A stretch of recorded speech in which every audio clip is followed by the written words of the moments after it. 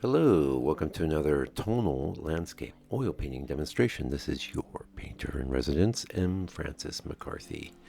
And the painting I'm bringing you today is called Arcadian Road 4x6. Painted this yesterday. And all my troubles seem so. Never mind. Okay, I painted this scene quite a few times, and it just felt, felt like time again. And we're working on this sort of yellow ochre toned board, which is nice for a change once in a while, and it worked really well here.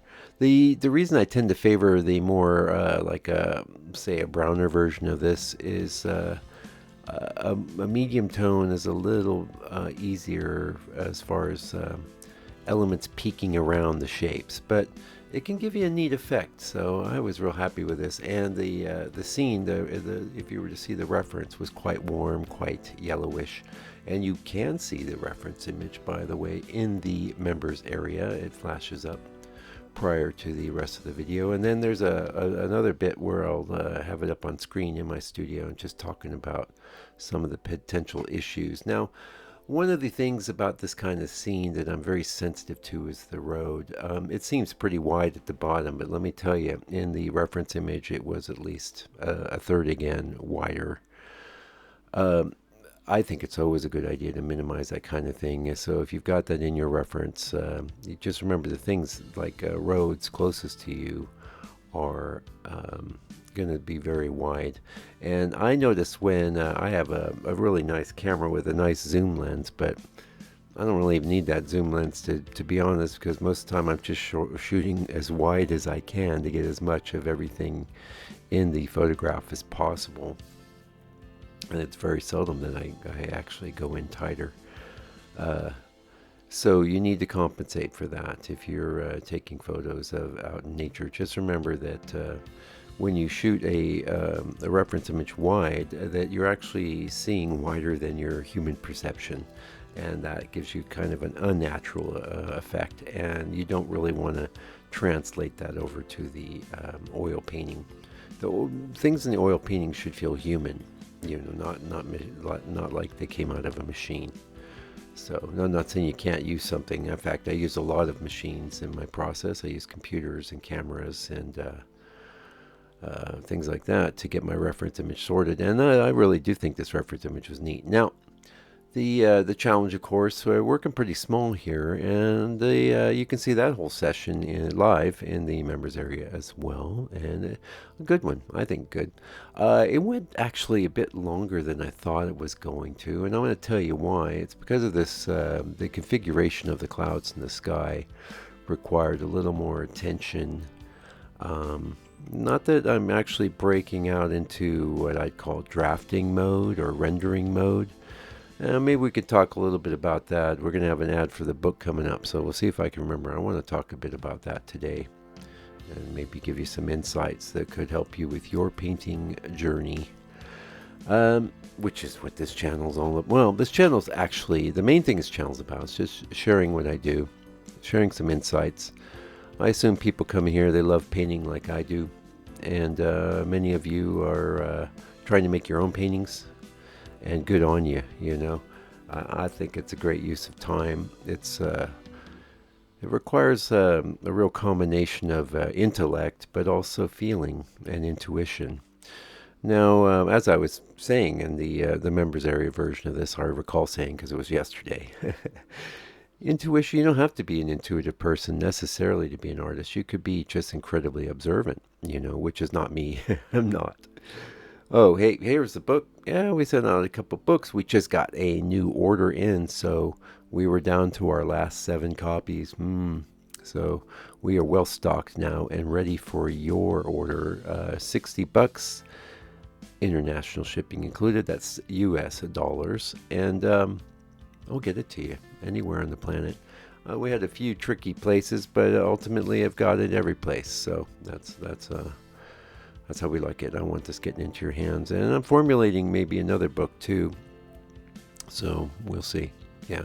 Well, I'll just say now, I've talked about it before, but I think I'm getting back into possibly doing a book on painting seascapes, which are not the most popular subject on this channel, but yeah, whatever.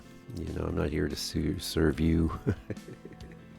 I love you though, don't get me wrong, but as an artist, I have to serve my muse, and as a teacher, I have to impart things that I think are valuable. And I think a lot of teachers go wrong by pandering to their students, and that's not my game. I'm into just giving you valuable insights, and one valuable insight can turn your life around. And let's talk about that insight right now, today's insight. Okay, so I started as a drawer, and I have a pretty good balance between drawing things out of my head and also, drawing after other artists. I was very much into comics and things when I was a young man. So I made a lot of drawings after various comic books, and then also I would always bring in photos and do drawings after photos, to a much lesser degree real life, and I do think that's good. I wish I'd had maybe integrated more of that, but I think the good combination is to do stuff out of your head and then also do stuff from, actual reference that's realistic. And that gives you a good combination that will, I think, serve you. Anyway, the process of drawing is usually referred to as draftsmanship or rendering. And what you're doing is you're looking at your reference image, whether it's in the real world or a photo or something, or another artist's drawing or painting. And you're basically doing a lot of measuring. I always tell people, say, oh, I can't draw, but I can paint. I said, well, either way you're drawing, because all drawing is measuring. So what size is this thing in relation to this other thing? What proportions do they share, and where do they differ? Things like that. That's at its essence drawing. Now, there's two different types of drawing. There's linear drawing, and then there's what's called mass drawing. If you look at the dark strokes there in my underpainting, I approach that with a mass drawing approach. I want to use shapes. I utilize a very few lines, and the lines themselves are really just narrow shapes. I will start with a few lines, but ultimately I like to just start working in the shapes with the side of the brush. And here's a tip, if you struggle with your trees, work with the shape as a silhouette. Find something appealing, and then you can just erase out the other shapes. That's one of the sorts of insights that, well, I'll tell you, it helps me figure things out, because if the shape looks good, the silhouette looks good, the tree will tend to look good. And a lot of times people getting to what I started to talk about here, which is the rendering. So you've got your reference, you can start down at the trunk, and you draw this thing, and you draw that thing, and you draw the other thing, and you try and get it accurate. Okay, that's a good process, and I recommend you do some of that in your sketchbook or whatever. But when it comes to painting, it's better to be a little freer and more loose. You don't really want to get, you want to have the relationship between various objects in your painting to be accurate, or at least pleasing. But what I don't think works very well is to say, oh, that branch goes there, and there's another little tiny branch just above it, and that kind of thing. And that kind of thing will really slow you down, for one, but it also tightens things up. And then what happens is, like, the more difficult areas to draft or render, you work harder, and because you work harder on those parts of your painting, they tend to draw a lot of attention to themselves. And now, if you're not that experienced at drawing or rendering, or it's just incredibly complex, so even if you are experienced and you're going to try and do it very accurately, it's going to pull the focus and attention of the person that is viewing the painting onto that object, which is usually what you don't want. For painting, you want the whole image to go into the mind of the viewer. And after that, then they could break it down and go, oh, I do like that sky. Oh, that tree is very nice. Oh, that road is quite well done. Where does it go? That sort of thing. But the painting itself should just all go in as one thing. And if you spend too much time delineating any one object or group of objects in your painting, it's going to focus the attention of the viewer on those things. And I don't know. I don't think that's a good approach, not for what I want to accomplish. Now, there are painters that do like photorealistic work and that kind of thing. And I'm not talking about that. If you're looking for that, I would type in photorealistic oil painting into YouTube. And no doubt there's a wonderful painter who is doing that sort of work.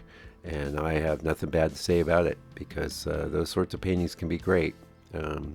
They're not what I'm after, though. I'm after creating an evocative feeling of the scene, you know. And most painters that are oil painters, landscape painters, that's what they're after as well. Lately, there's a forum I go to get my news, and someone's been putting up these really lovely paintings of New Zealand landscape, you know, from, oh, you know, people that are born in the early part of the 20th century and, you know, die in their 80s or whatnot, but their paintings are very congruent and very lovely. Nice bright colors and great shapes. In most cases, they're painting a bit larger than this. So, and I've painted this scene before larger. There's, you know, some really nice trade-offs, though. I mean, getting back to the rendering thing, you know, I did have to work out the clouds and spend a little of time. But if you were to look at the reference image in the members area when it comes up on screen, you'll see that I didn't get very tight with it. I just had to work it out. And that did take me a little extra time, but that's all good. At the end of the day, I'm never saying that you should rush through your painting. On the other hand, I don't believe it's a good idea to get all painstaking because of the properties and principles that I just outlined previous. If you get painstaking, you get tight, then instead of having a loose sort of emotional apprehension of your painting by the viewer, you have a very tight, sort of almost constricted feeling. You don't want that. You can get by with that in some drawings sometimes. In fact, pen and ink, you know, that was one of my specialities for a long time, even brush and ink. Yeah, there's a place for it. I'm not dissing anyone who wants to work that way, but if you want to do this kind of work, you got to work a little bit loose. Here's another tip. You want to, and I've said this many times in the channel, we're going to be coming up on our 10-year anniversary, though, of me rolling out the 100 Days of Tonalism, you know. That was back in 2015, I believe, and where I started putting up regular videos. Prior to that, you'll see a few here and there, you know, like openings I had and things like that. Or the video test. Anyway, yeah, I'm real happy with the way this painting came out. Now, here's another, you know, I don't know, actually, I don't know if I outlined that last tip I was going to lay on you, but there's been a lot in this video. Simple shapes. Oh, yeah, here it is. Use a brush that's just a little bigger than what is comfortable, not too huge, and you can rely on the corner of that brush. And the thing is, that'll give you that painting effect. You know, if you start getting into little micro strokes, you know, that can work, but I don't think it's very good. It's better to struggle a little bit with a brush that's slightly too big, and that'll give you a nice painterly painting. And then just be okay with the way that the painting has come together. Nice big shapes, nice big chunks of paint. You know, some people get way more chunky than I do, but I'm satisfied with a certain overall feel. And once I've accomplished it, if you're watching the members areas videos, you'll hear me say, "That's it, we're done." And then you'll see me do a few more things. And then you'll see me turn the camera off, and then I might just tweak a few other things just after, because it's very powerful after you've said you've done. You've really sent a signal to your whole mental apparatus that you are indeed done. And another part of your mind will click in that's, instead of creating mode, might be in appraising mode. And what I find is very useful is I start setting up my brush. Actually, I don't always clean my brushes right after my session. What I like to do is rinse them out and then set them in some of the brush soap overnight, which really works well because there's a bit of oil in that soap, and it really conditions the brushes and helps pull some of the pigment out. And the next day I'll tend to wash them off in my little bar of soap. It also has a high oil content. Anyway, thank you so much for joining me today. I really appreciate you. Yeah, and until I come back with another video for your, hopefully for your edification and enjoyment, do me a favor, do me a rock solid. Take good care of yourself, your family, all your loved ones. Stay out of trouble. God bless you and your family. Merry Christmas. And fight the power.